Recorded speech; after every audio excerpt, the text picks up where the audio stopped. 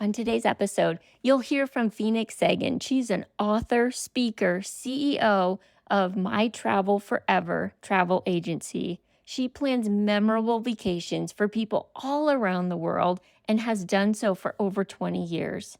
She has her own health journey where she lost over 100 pounds.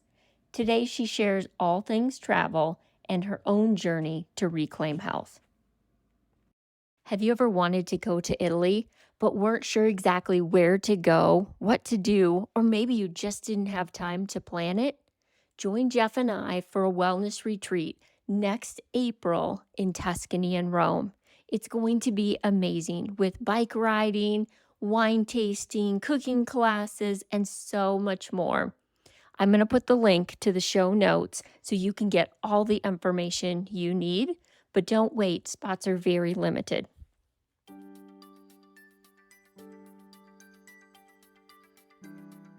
I've got a question for you. Who's the person you're being? Are you satisfied? It's okay. This is a judge-free zone, and it's exactly why I started the show. Welcome to Be the Person, a podcast for the brave and the curious who are ready to explore who they are fully created to be.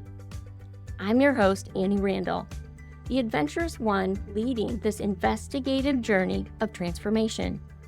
By delving into topics and asking unexpected questions, we will discover the keys for unlocking our true potential and being our best selves today. You may be surprised by what you find when you let go of fear in order to discover the answers of becoming the person you were made to be.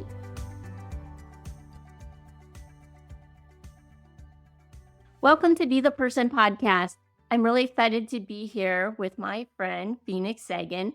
And Phoenix, we've known each other for a long time. You've helped us plan several trips with Jeff and I and our family. And welcome to the podcast.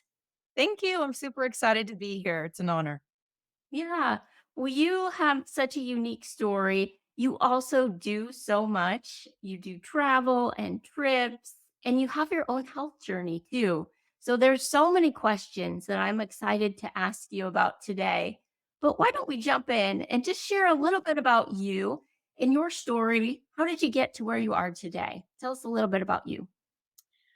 Well, my family is a military family, so we moved around a lot. And my mom loves to travel, but we didn't have a lot of money growing up. So she set up a separate savings account she called the travel account. And every 2 to 3 years, we went somewhere. And because we planned for it, we did all the things. And she got my brother and I involved in the planning process when I was 8. She said, "Okay, we're going on a cruise to Mexico. You get to pick an activity. What do you want to do?" And I said, "I want a parasail." And she goes, "Well, it's $50 per person. So it's your job to save up $200 so we could do that." So at 8, I was like, "Oh my gosh," but military family. So I helped iron uniforms and pick up dog poop and wash cars and help parents that were home by themselves while everybody was deployed. And it was really empowering at 10 years old to know that I paid for my family to do that activity. So the rule was when we got back from one trip and the luggage went away, we got to plan the next one. And so she slid the graph paper across the table because that's what it was back then. And she goes, "I saw how much you really enjoyed planning this trip. So you should do the planning moving forward." And of course, with her help or what have you. But I started planning our family travel at 10. And then it went from our 4 to grandma and grandpa and cousins and stuff. And it kind of grew. And at 17, I took my first group trip, 29 people, 21 days, Australia, New Zealand. And my goal in life was I just want to get paid to travel. So that's how that journey kind of started. And I dabbled in things in the travel industry, corporate travel and different stuff. And I decided to open up my own agency in 2016. So that's the travel side of things. And then I am happily married. It'll be 15 years this year to still my favorite human. His name is Eric, and he's absolutely wonderful. And he gets to travel with me some of the time, not all of the time, because he can't do all of the trips with me. But we get to travel together. we're outdoor people. We love to hike and bike and do all the adrenaline junkie things because that's my jam. So yeah, we love living in Colorado. We've been here in Colorado Springs for 7 years now. I can't believe it's been that long. And I've been in Colorado since 2024. No, not 2024. It's not even 2024. 2004. Wait, Well, years run together. what day is it? What's my name? Um, so yeah, so we've been in Colorado for a long time and we love it because we're such outdoorsy active people. So it's really good. So yeah, that's a little bit about me and where I'm at right now today and kind of what's going on. Awesome. I I love that your mom at age 8 and then 10 had you planning these trips, and I had no idea at 17 that was your first trip that you planned with a group of people. Yeah, it was a big deal. Travel can be expensive, but if you plan it out, you can do a lot of different things. So, um, it was really amazing that she kind of had the foresight to set that up. And my mom's a pretty incredible woman, so I've learned a lot from her. She's taught me a lot. She's an entrepreneur as well, and I've learned a lot watching her grow. And she's the nurse for the astronauts and the executive director for the Space Nursing Society for NASA. And she's in a male dominated industry, and watching her struggle as an entrepreneur in a male dom in two male dominated fields. Um, when you see something like that and she's still as successful and still thrived anyway, and she always persevered and overcame lots of obstacles because of that, it showed me that I could do it too. Yeah, Yeah. absolutely. Wow. And you also have your own health journey. And tell us a little bit about that too. Well, I've recently lost 100 pounds, and there's a story behind how that happened.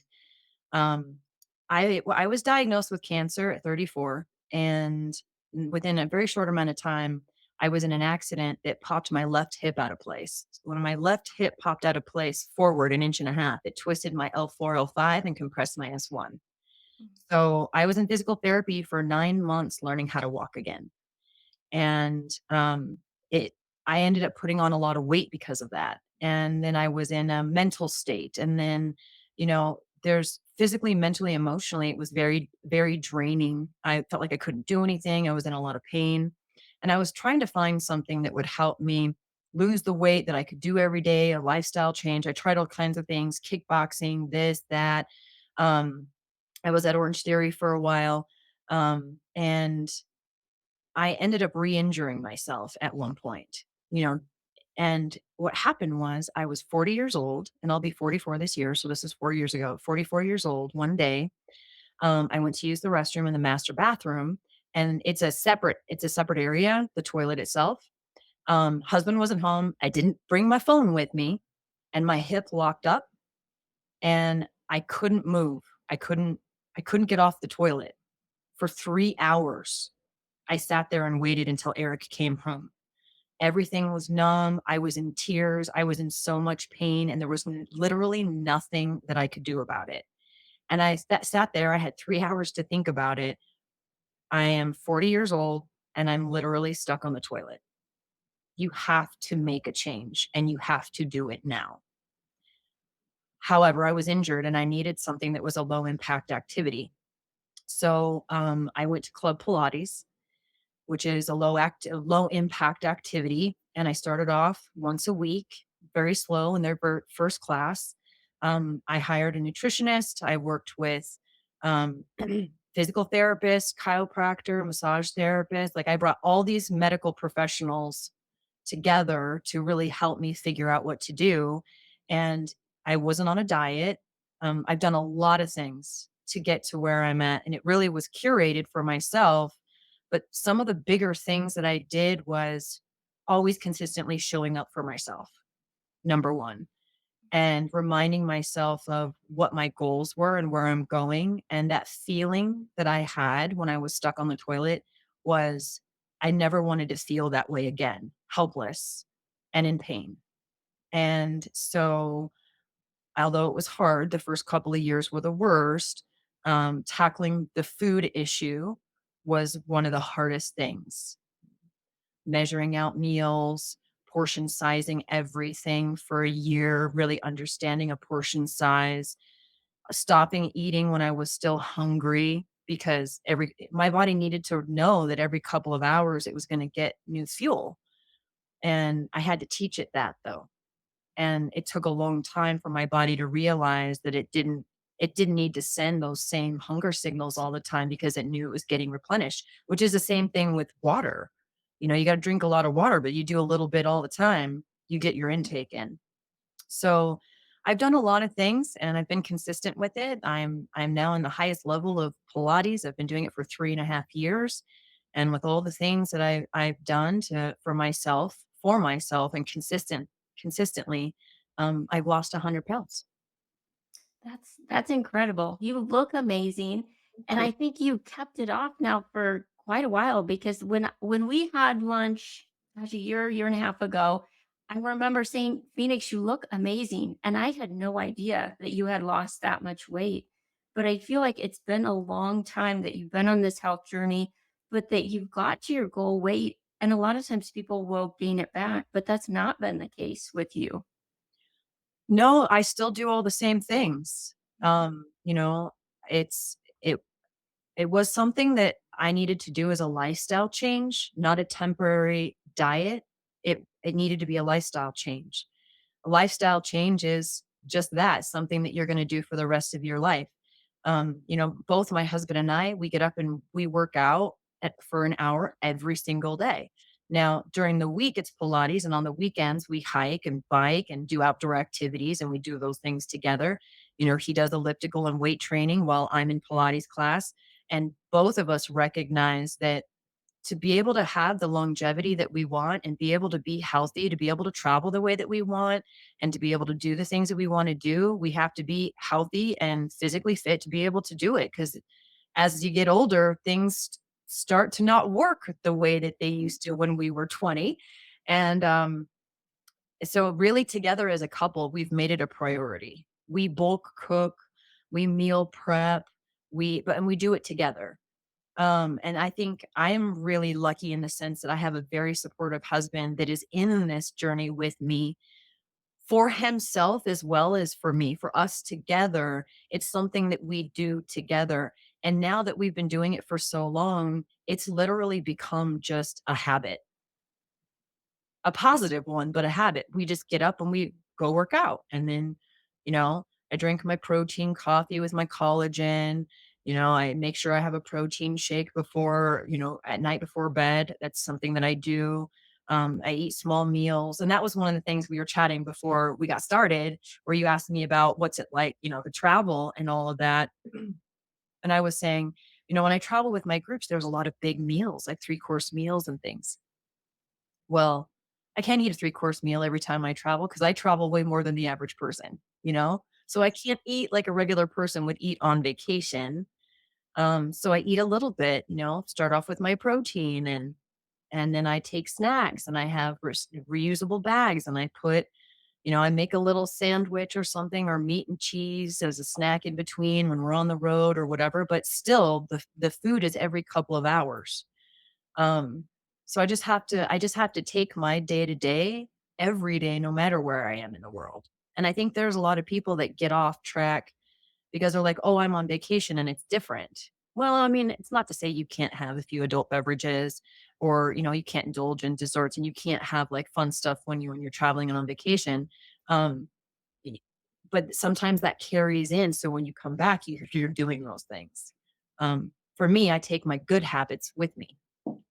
Oh, that's such a good idea. I love that, and I've never thought about saying it that way of taking your good habits with you. But it sounds like that day that you were stuck in the bathroom, that you made a decision to start showing up for yourself. Is that accurate? Like before that, everybody else came first or the business came first, and now it was time for Phoenix to come first? Yeah, I had to, and I felt like my life depended on it. Yeah. What was your husband's reaction when you started to do all this? Like, he's your partner now. Was he supportive right from the beginning? I'm lucky in the sense that yes, I told him, I said, I have to make some drastic changes and I have to do it now. And one of the first things that we did is we went through the kitchen and got rid of and donated a ton of food. And we went to the store together and we planned out meal prep. And, there's some things that we had already kind of done, that we'd done together, bulk cooking and things like that. But we changed what we cook, how more healthier choices, portion sizes. Portion size is what you eat, what time, and how much is like 80% of your results when it comes to health. I feel in my experience, somewhere between 5 and 10% is genetics, and really only like 10 to 15% is the physical activity that you do. And I think most people flip that and they focus on 80% being, oh, I ate this cake and now I have to work out more. Well, in some ways, yeah, I mean, calories in versus calories out.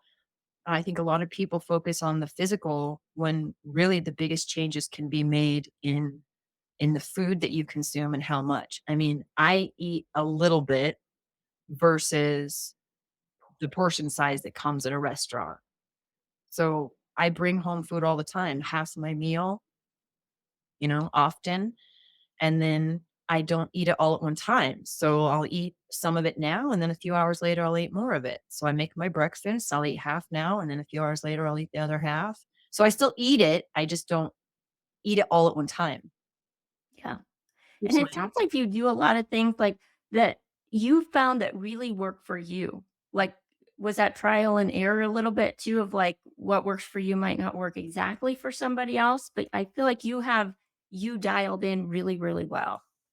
It's that is very true, and some of my journey I've been hesitant to share with other people because I am not I am not a personal trainer. I am not in the health and fitness field. There's a lot that I don't know. I mean, I could share with you what worked for me, but my body's very different. I'm hypothyroidic. I've had a hysterectomy. I have to take estrogen. Like I have things that are different than other people. I've had cancer before, so there's things there. There's just what works for me may not work for other people. So I don't feel like it's I feel like I have to be careful often when people ask me what I've done, and I have to specify, A, I've done a lot of different things. Mhm. B, I've not done a diet. And C, everything that I've done has been trial and error and catered towards me, my body, what works for me. It's not necessarily going to work for everybody. The time and effort I've put into my own health journey has been massive over the last few years in me really figuring out what works, how it works, what does and doesn't work for me. But it, like anything, that upfront cost of time and effort is now paying off a hundredfold because it now I know my body, I know what works and doesn't work. I know what I can and can't do, or what I should and shouldn't do. And if I'm going to fall off the wagon and do something, you know, it's still kind of not massively off the wagon, you know what I mean? I always have bites of the dessert. I just don't eat the whole thing. Yeah. Like, there isn't anything I can't have if I want it. I'm just if I'm gonna have a Reese's Buttercup, I'll have 1.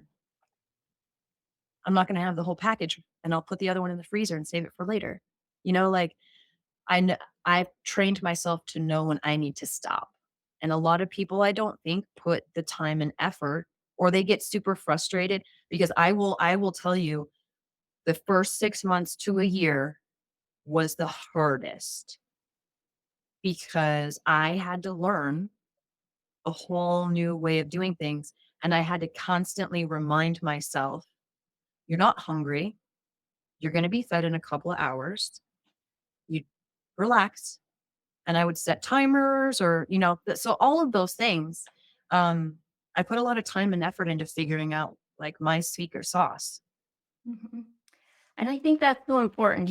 Everybody's secret sauce might be a little bit different, but I think you show people one, that you show up for yourself, and two, you put the work in up front. And maybe they don't eat as often as you do, or, whatever it is. But I think putting that work in shows people, yes, it's possible. And it's important for us to show up for ourselves because I think as women and especially business owners or people in business, everybody else oftentimes can come first because it's demanding. But I love how you did it to say, "No, I'm important and it's important for me to do this." Timers, let me tell you, timers were a big thing because as an entrepreneur, we get busy and we're on the phone and we're dealing with clients and we're doing all this stuff. And all of a sudden, 3 or 4 hours has gone by. So I had it set my timer so that every 2 hours it would remind me you need to drink some water. Now it's time for food. You need to take your vitamins. You need to, you know, Yeah, like, and that first couple of years of doing those things, now my body just knows it's just time. This is what mhm, we're doing. And I don't wanna go back. I don't wanna gain it back. I wanna get stronger and be my healthier self moving forward. I wanna continue to scuba dive and hike the Inca Trail and, trek across Iceland and the back roads with no people. And you know what I mean? I to be able to do those things, you have to be physically fit and prepared to do that. And I wanna be able to do that until I absolutely can't. So, and I want that to be as long as possible. Those are my goals, so I take it yeah. seriously. I admire that a lot because it's not a diet. It's not about losing the weight. It's about being the person that you are meant to be and creating the lifestyle that you want. I have no idea how much I weigh. Well, I guess I have an idea, it fluctuates here and there, but I guess what I'm saying is I don't weigh myself every day. I don't weigh myself every week. I don't even weigh myself every month because it's not about the number on the scale. Because as you know, muscle weighs more than fat anyway. Mhm. So I could be more fit looking and weigh more and you know what I mean? Vice versa. So really it's about how I fit in my clothes, how I feel, what I see, how active I'm able to be. Like that's what's really important. So if the focus is the number on the scale, I think that's another way that people really discourage themselves is by focusing too much on the number and less on what that really means. Like, how do you feel? What's going on? And the first 6 months, you're not going to see a lot. When I was first losing the weight, I lost 40 pounds. Nobody said anything to me. Couldn't even tell I lost weight. It wasn't until I was to about 70 or 80 pounds lost that people verbally started to say something to me. Wow. I think you're so right, though. It's so much more than that number on the scale. And I could see it. We didn't see each other a lot during that time, but I follow you on social media and I could just see a change there. It was just like maybe you had it before, but it came out much stronger on social media of just your authentic self. You're super vibrant. You just seem super comfortable being you. Was that a change that you felt happened over this time too? It was because with the added weight, I didn't recognize the person in the mirror. And it was hard for me to see myself on camera, to see myself in pictures. I know what that feeling is. And, I didn't realize when I thought I needed to lose some weight, my initial thought was I needed to lose about 40 or 50 pounds. And one of the things that I realized during this process is we have absolutely no idea how much weight really is. What is good for my frame is where I'm at now, and that's 100-pound difference. My mind was 50 pounds off. So when I was gaining weight, when I had gained all the weight and I was looking at myself, I didn't like what I saw, which made it hard for me to show up on social media because it's all about the image and the pictures and the this and the that. I didn't feel comfortable in my own skin, and it people can see that. Now that I'm comfortable in my own skin, people see it. And like you mentioned, like you saw the transition, I'm more comfortable because I am where I'm supposed to be. I put in the work and the effort. I'm very proud of where I'm at and how far I've come. And I quite honestly, there are times where I pass myself in a mirror, I see myself, and I'm like, my body dysmorphia, because there is still some of that. Sometimes still in my head, I see myself as I was. And then I'm like, "Oh, okay." And it's not on purpose. It's not like it's like a subconscious thing. I don't think about it till I see myself in the mirror and I'm like, "Oh, well, that actually looks really good on you. Okay, well, we'll go with that." Versus thinking like, "Oh, I'm not gonna fit in that or that's not gonna work." So focusing on myself and giving myself permission to be healthy and put in the work and the effort has allowed me to show up more authentically and be more comfortable in my own skin. And that is something that is priceless. Yeah. And it's been really I've admired you a lot seeing that journey. It's been a journey for me too. How do you show up authentic and but it just makes me realize how close they are tied. Your health journey and how you feel about yourself is very important to your business and your outcome and your authenticity overall. Mhm. Um, I know that even now, you're busy with your own clients. You book a lot of travel for clients. You take people on a lot of trips. How do you still, you talked about early morning, but what are your other best practices to make sure you show up for you? How do you schedule that time when you're pulled a lot of directions? So I do a lot of self-care. And a lot of it is just jammed in between other things, but it's non-negotiables. I I make it a priority. So, I get up in the morning and an hour before my Pilates class is my hour for meditation, journaling, introspection. I make my protein and collagen coffee and I drink half of it before I go to class. That hour is very important to me because it sets my intention for the day. So that and my Pilates class are the things I do in the morning. So I don't schedule morning appointments because my morning appointment is to myself to be there. Um, so I do those things. I get monthly massages, pedicures. I go to the chiropractor a couple times a month. And I set time with my friends and weekends are with my husband and schedule dates with my husband. All of those things are very important for me for different reasons. And then I also have creative time on Friday that I set aside for me to be able to do some of my art, which is also important to me. It's a part of my soul and creativity. Um, and the thing is like I would set an appointment with a client, I set appointments with myself and I keep them. And I think that's important.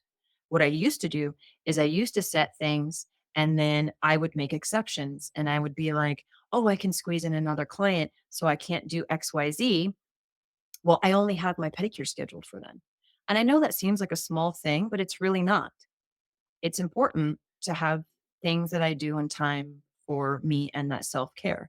So I approach my self care like I would approach any other appointment. And it's my appointment with myself for myself. And it's important for me. Absolutely. I always say what gets scheduled gets done. And I feel like that's so important about time for ourselves too. Um, that it has to be scheduled. It has to be non-negotiable. There's a lot of things in my business. It's a 24-hour, 365-day a year gig. Because if I have clients in Europe and they need something and they reach out, it could be 2 o'clock in the morning here. Mhm. So there are times where I'm on the phone. I'm up at 2, 3, 4 in the morning handling something. A transfer didn't show up, or something happened, and I need to deal with it. So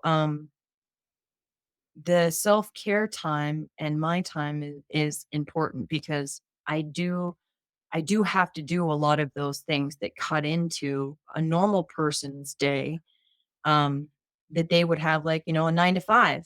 I don't even know what that's like. Yeah. What would you after 5, what would you do? You know what I mean? So it's kind of crazy. And there's a lot of work that goes into the back end for what I do as a profession that a lot of people don't see because we get to highlight all the fun stuff and people get to see all my travels and all the fun things. And one of the things that we were talking about prior to getting started was What I don't I put out some touches, but I don't wanna focus on that, but I do want to also share the realities of my industry as well because there's a lot of misconceptions about it. Mhm. So the people see me on a trip and they feel like, "Oh, I just wanna travel the world and it's super fun and fabulous." Well, it's not always fun and fabulous. I have to get up at 5 a.m. I'm 5, 6, 7, and 8. I answer emails. I check on things in between. I check on things. And in the evening, I check on things. So I could be out in this wonderful place, but I'm still working every day and checking on other clients. And I've got people all over the world traveling, and stuff's going to happen. And I have to be available. I have an incredible team that has just been absolutely invaluable, that is really helping me now. So this last trip that I took, I was able to take a little bit more downtime because my team members were helping.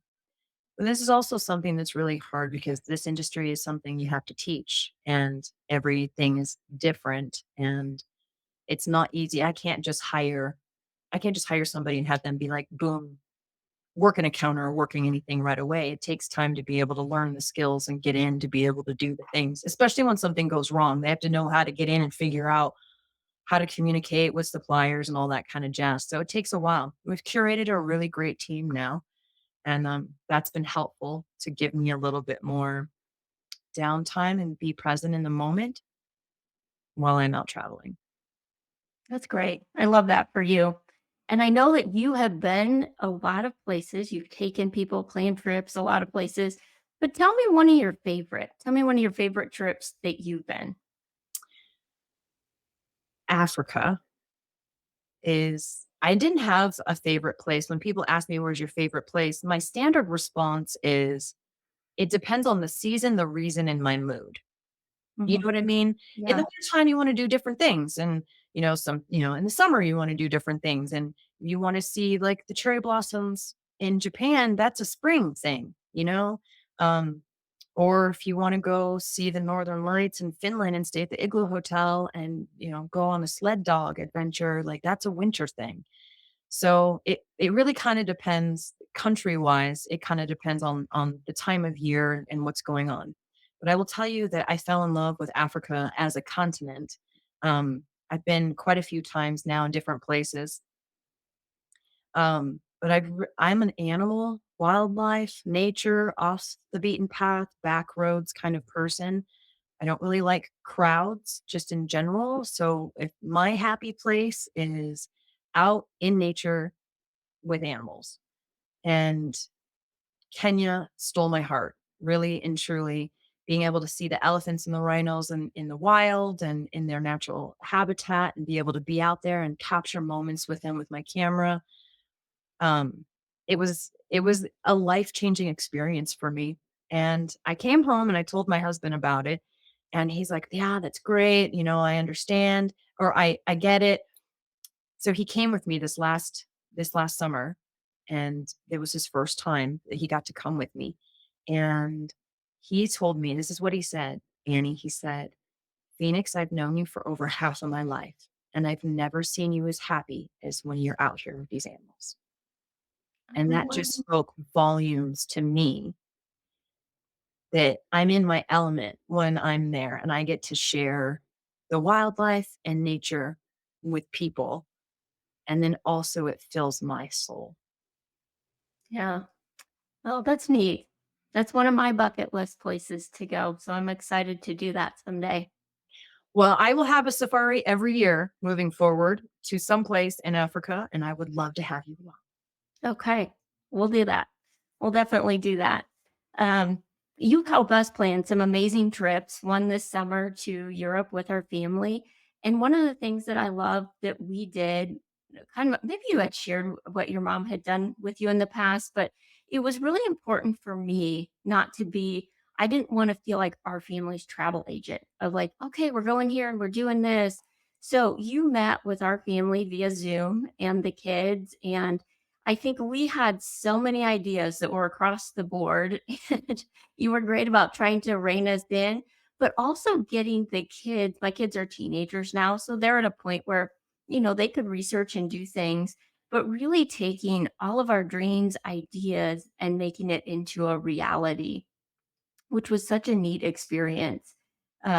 Just that you were able to listen, I think, to all of us and take and give ideas. The individual itineraries are a lot of fun. A lot of times people, they want to see something in particular. So I want to see the Eiffel Tower. Okay, Mhm. well, that's in Paris, and we can make that happen. What else do you want to do? I don't know. I just want to see the Eiffel Tower.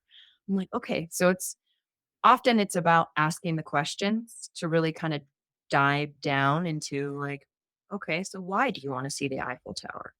Well, I saw this movie and there was this like, you know what I mean? They get into it. I'm like, okay, so when you like to do things at home, what do you like to do? Are you museum people? Are you foodies? Are you outdoorsy? Because that when there's millions of options, it helps me funnel down by understanding the people that are going. And every trip is curated for individuals or families. For the most part, when I do individual trips like that. So I like to be able to find out exactly why you want to go and what you want to do and do my best to be able to make that happen. And fortunately, I've been to a lot of places and have been able to do a lot of different things. So I have a lot of connections and a lot of ideas about things that you guys can do. And it was really awesome to put it together. You guys went to quite a few places and did a lot in a short time span. I know it seemed like a lot. You guys were gone for almost a month, but It was a fun trip. It was definitely one that I think our whole family will always remember. So as the kids get older, it's harder to pull them together. So I was very grateful because some of the things, you have no idea. We had no idea even existed that you brought up and were able to help our family do. I know you gave us a lot of tools, like you have your favorite things you love to travel with, apps, all of the kinds of things. But if you broke it down to say, these are my top three that I definitely would recommend you take on travel or apps you get, what would you say? well, it's important to make sure that you have a certain amount of apps, WhatsApp, the airline apps that you're flying, so you get updates and all those types of things. So there's some technology there that's very important. Um, the other thing is to make sure that you take your passport and all your documents. That's always an important thing. Can't tell you how many times I'm like, I can fix a lot of things, but I can't fix you not having your passport. Yeah. Uh, but really, it depends on the country in which you're going and the things that you're going to do. So, the advice that I would give you, or the things that I would suggest going to Iceland, would be different if you were going to the Caribbean on a cruise and going to be on the beach. So, some things that I make sure to take with me are Apple AirTags, so that I can track my luggage. I keep one in my toiletry kit, so that it doesn't matter what suitcase I have, it's always in my toiletry kit that travels with me. I keep one in my carry-on, so any bag that I have with me I can tell where it's at, and that's really an important thing. I travel with reusable, excuse me, bags for food, so eat some of my breakfast, take a little bit of a snack for later, so that's important. Water bottle is important. Refillable water bottle is important. But then it kind of depends. We got to get down to the nitty gritty. It depends on where you're going and kind of what you're doing on the things that I suggest that you would carry. I do have lists of and information and things to carry. An adapter and a converter. Most people don't know the difference between the two. So an adapter adapts the plug shape. So adapts the plug shape. That's all it does is enables you to plug in. A converter converts power. So, which is what most people need and they don't know that they need that. Is you need something that converts the power. So, the difference between the two is important as well. If you have Apple products, and actually I have one right here. So this is a for my iPhone. This is a built-in converter. So I can just use an adapter and plug it in because it changes the power. Every country's power input and output is different. And Mhm. that's where you have the different shapes for the plugs. The other thing too is on Apple products, there's a worldwide adapter kit that you can get and you just take off this piece and I can change this from being a 2 prong to being a 3 prong or European, Australian, whatever, I can change it out so that I can just plug it directly into the wall because this has a built-in converter. So it depends on what you have and what you're taking, but I think those things are important. And if you can get away with not having a hair dryer, curling iron, or flattener and all that kind of stuff when you travel, that's best because those things usually blow out fuses like you wouldn't believe because they take so much power. Yeah. I didn't Shape. know the difference between an adapter and a converter, so that was good for me to know. Yep. Luckily, I must have picked the right one when we traveled.